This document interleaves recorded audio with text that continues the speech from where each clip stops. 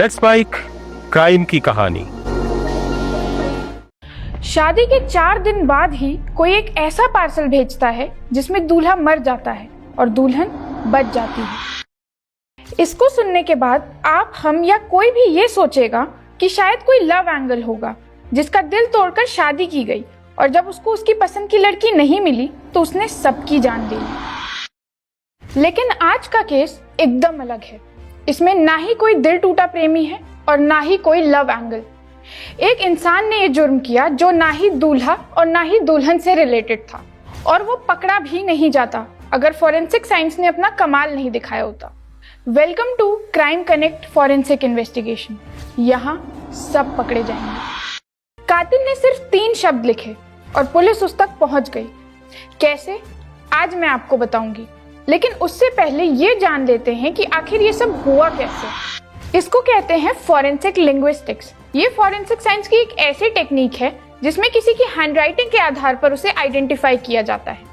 ना कोई फिंगरप्रिंट, ना कोई आई विटनेस और ना ही कोई सीसीटीवी। हर इंसान का लिखने का एक यूनिक स्टाइल होता है, जैसे डीएनए, जैसे फिंगरप्रिंट। आप कौन से वर्ड्स चूज करते हैं, सेंटेंस कैसे स्ट्रक्चर करते हैं, कौन सा फ्रेज बार बार यूज करते हैं, ग्रामर की कौन सी गलतियां करते हैं, ये सब मिलकर बनाता है आपका लिंग्विस्टिक फिंगरप्रिंट। और ये फिंगरप्रिंट चाहे आप एनोनिमस लेटर लिखें, चाहे फेक नाम से लिखें, बदलता नहीं, क्योंकि ये आपकी आदत है, आपके सोचने की प्रक्रिया है। खैर, तो आते हैं अपनी कहानी पर। 18 फरवरी 2018, पटनागढ़, उड़ीसा। साहू मैंशन में शादी थी। सौम्य शेखर साहू और रीमा साहू की शादी थी। 800 मेहमान आए। सौम्य 26 साल का आईटी इंजीनियर था और उसकी माँ संजुक्ता साहू ज्योति विकास कॉलेज की प्रिंसिपल। 20 फरवरी को रिसेप्शन हुआ और 22 फरवरी को सारे मेहमान विदा। 23 फरवरी की सुबह घर में सिर्फ 3 लोग थे, सौम्य, रीमा और दादी जेमामी साहू। तभी एक डिलीवरी बॉय आया, कहा कि रायपुर से पार्सल है। सौम्य ने पार्सल लिया और किचन में खोला।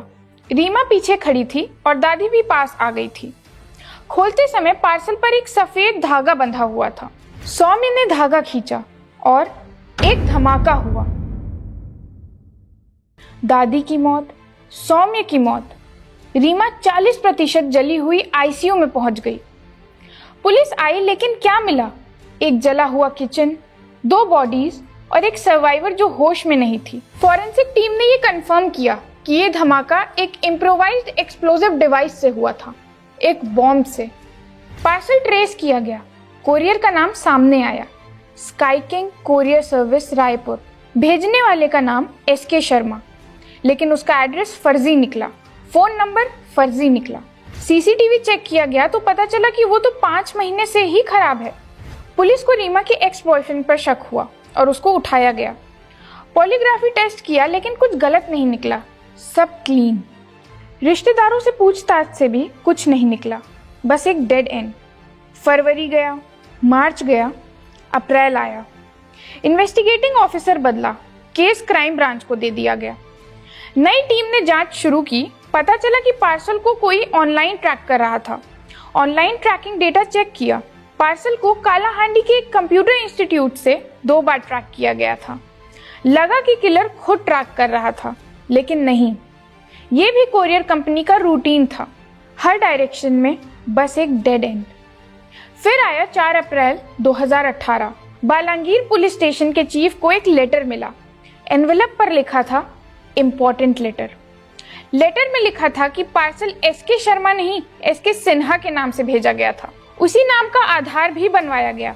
ये काम 3 लोगों ने रायपुर से किया, मोटिव, बिट्रेयल और फाइनेंशियल लॉस।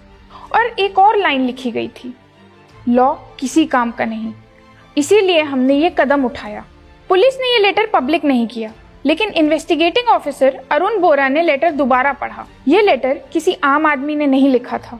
इसकी वोकैब्युलरी, सेंटेंस कंस्ट्रक्शन और एक स्पेसिफिक फ्रेज, ये किसी एजुकेटेड फॉर्मल बैकग्राउंड वाले इंसान का था। वो फ्रेज था अंडरटेकिंग द प्रोजेक्ट। 3 शब्द जो कि पुलिस को कातिल तक पहुंचाने वाले थे। यहाँ से असली फॉरेंसिक का काम शुरू हुआ। अरुण बोहरा ने वो लेटर सौम्य की मां यानी संजुक्ता साहू को पढ़ाया। उन्होंने वो लेटर बार बार पढ़ा और एक जगह आकर रुक गई। अंडरटेकिंग द प्रोजेक्ट, ये फ्रेज उन्होंने पहले भी कई बार सुना था। फॉरेंसिक लिंग्विस्टिक्स का प्रिंसिपल यही है कि हर इंसान के पास एक मार्कर फ्रेजेस होते हैं जो वो बार बार यूज करता है, बोलते वक्त और लिखते वक्त भी। यहाँ जो लिखा था अंडरटेकिंग द प्रोजेक्ट, संजुक्ता पहचान गई। उन्होंने पुलिस को बताया। ये फ्रेज पुंजीलाल मेहर बोलते थे, वो इंग्लिश लेक्चरर थे। यही उनका फेवरेट फ्रेज था। एक फ्रेज जो पुलिस के लिए बना एक पहचान, एक नाम, पुंजीलाल मेहर। 24 अप्रैल 2018 को पुंजीलाल को पुलिस ने उठाया। उसने एक बेतुकी सी कहानी सुनाई और कहा कि मैंने तो किसी को कोई लेटर नहीं डिलीवर करवाया। पुलिस ने उसका फोन लोकेशन चेक किया, रायपुर जाने का कोई प्रूफ नहीं। फिर उसका लैपटॉप और फोन फॉरेंसिक एनालिसिस के लिए भेजा गया। यहाँ फॉरेंसिक साइंस की एक दूसरी ब्रांच आई, डिजिटल फॉरेंसिक्स। जब आप कोई फाइल डिलीट करते हैं तो वो एक्चुअल में डिलीट नहीं होती, वो फाइल में तब भी प्रेजेंट रहती है जब तक कोई और डेटा उस फाइल को ओवरराइट ना कर दे। फॉरेंसिक टूल्स उस डेटा को रिकवर कर सकते हैं और फिर उसकी डिलीटेड ब्राउजर हिस्ट्री से मिला bomb making tutorials, IED assembly guides, मतलब उसने ऑनलाइन बॉम्ब बनाना सीखा था। फिर नंबर आया डिलीटेड व्हाट्सएप चैट्स का, जिसमें साहू कीवर्ड यूज हुआ था। डाउनलोडेड पीडीएफ मैनुअल्स भी मिले। इम्प्रोवाइज्ड एक्सप्लोजिव डिवाइसेस यानी आईईडी पे। वो सोचता था कि जो डिलीट किया वो चला गया, लेकिन फॉरेंसिक्स ने वो सब वापस सामने ला दिया। इसके बाद फॉरेंसिक की तीसरी जांच शुरू हुई। बॉम्ब स्क्वाड ने ब्लास्ट साइट से जो भी रेसिड्यू कलेक्ट किए थे उसके आधार पर उसकी रिवर्स इंजीनियरिंग की गई, यानी बचे हुए टुकड़ों से ये रिकंस्ट्रक्ट किया गया कि वो बॉम्ब एक्चुअली बना कैसे था। रेसिड्यू एनालिसिस में मिला दिवाली पटाखे के बारूद, decorative LED casing, micro switch, zinc chloride battery और जूट के स्ट्रिंग। ये कोई प्रोफेशनल बॉम्ब नहीं था, ये घर में बनाया हुआ आईईडी था। जब पुंजीलाल के रेंटेड हाउस की तलाशी ली गई, वही मटेरियल्स मिले, ब्लास्ट साइट के रेसिड्यू से एग्जैक्ट मैच। अब उसके पास बचने का कोई रास्ता नहीं था। उसने कबूल किया, लेकिन सवाल था कि किया क्यों? उसकी 100 में से क्या कोई दुश्मनी थी? तब उसने जो बताया वो जेलिसी की ऐसी कहानी है जो आपको कहीं भी मिल सकती है। 2014 में संजुक्ता साहू ज्योति विकास कॉलेज में आई। रूल्स के अनुसार वो सीनियरिटी में पुंजीलाल से ऊपर थी। पुंजीलाल की जगह उन्हें प्रिंसिपल बनाया गया। पुंजीलाल के लिए ये सिर्फ पोस्ट का जाना नहीं था, ये उसकी आइडेंटिटी का टूटना था। उसने संजुक्ता को परेशान किया, झूठे आरोप लगाए, दीवारों पर गंदे शब्द लिखे। गवर्नमेंट ऑर्डर के आने पर भी कुर्सी नहीं छोड़ी। जब फाइनली हटाया गया, उसने कहा था खामियाजा भुगतना होगा। 2017 में जब सौम्य की शादी की खबर मिली, उसका दिमाग एक ही जगह अटका रहा। संजुक्ता को खुश रहने का कोई हक नहीं है। 18 फरवरी को वो शादी में गया, 800 मेहमानों में से एक। उस रात वो उन खुशियों को काउंट करके घर लौटा जिन्हें वो मिटाने वाला था। फिर उसने बनाया एक बहुत ही खौफनाक प्लान, बॉम्ब से उड़ाने वाला। एक्चुअली उसने कोर्ट में बॉम्ब बनाने का पूरा प्रोसेस रिक्रिएट करके भी दिखाया। उसे लगा था वो पकड़ा नहीं जाएगा, लेकिन 3 फॉरेंसिक साइंसेस ने उसका खेल पकड़ लिया।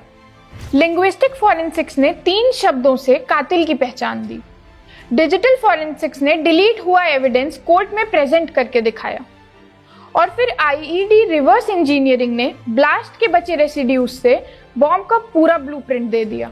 एक्चुअली 1995 में अमेरिका में भी ऐसा हो चुका है। एफबीआई के पास एक सीरियल बॉम्बर था जिसे वो 17 साल से पकड़ नहीं पाए थे। कोई फिंगरप्रिंट नहीं, कोई विटनेस नहीं, कोई सीसीटीवी नहीं। उसे पकड़ा एक चिट्ठी ने, एक मैनिफेस्टो जो उसने खुद लिखा था।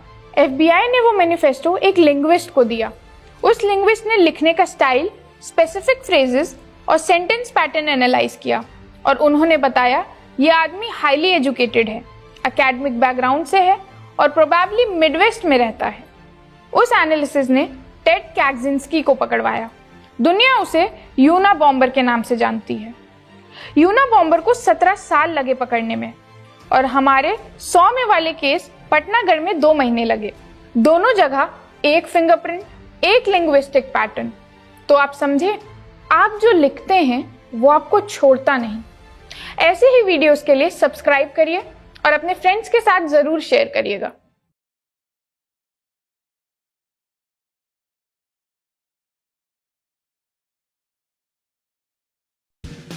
सुन रहे थे let's mike more than radio. Follow कीजिए हमें हमारे सोशल मीडिया प्लेटफॉर्म्स पर। It's time for news. It's time for more than radio. Presenting the first radio news app, Let's Mic. Let's Mic, a news-based app on your phone where you get to watch and listen news, talk shows, interviews, radio show podcasts. On Let's Mic, you get all relevant information of TV, print, radio, podcast, and digital. Let's Mic talks about every segment of life.